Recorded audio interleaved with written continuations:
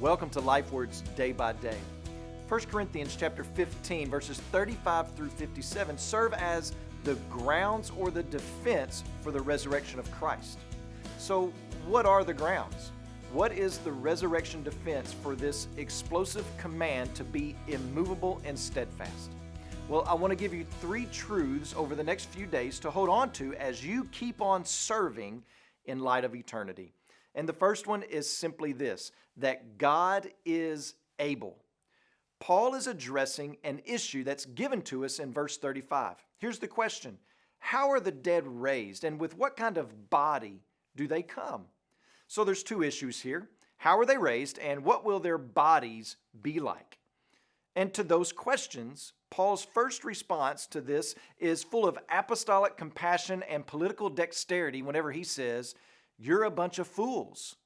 Well, by that response, we know that those asking the question were not asking with genuine curiosity. They were asking in an incredulous manner. Raised from the dead? Yeah, right. How in the world is that going to happen?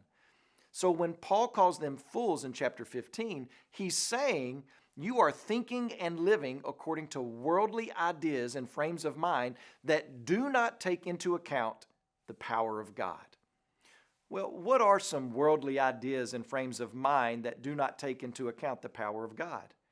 Well, the worldly frame of mind says you have to have popular people, the influential people, the eloquent people, the movers and shakers of society if you want to have a real movement in this place. The worldly frame of mind says that a Christian school for your church would never work and that it's not worth it.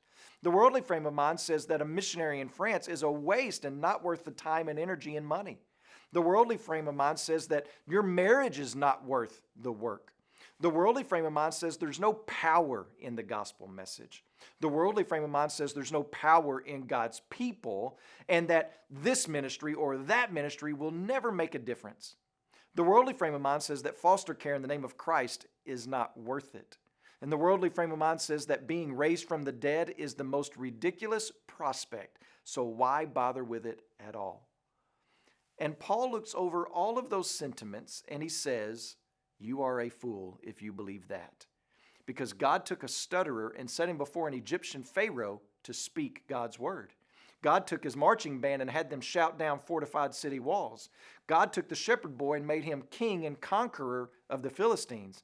And God took Job and walked him through the most miserable suffering and brought him out on the other side in humble adoration. And God took fishermen and used them to turn the world upside down. In other words, God is able.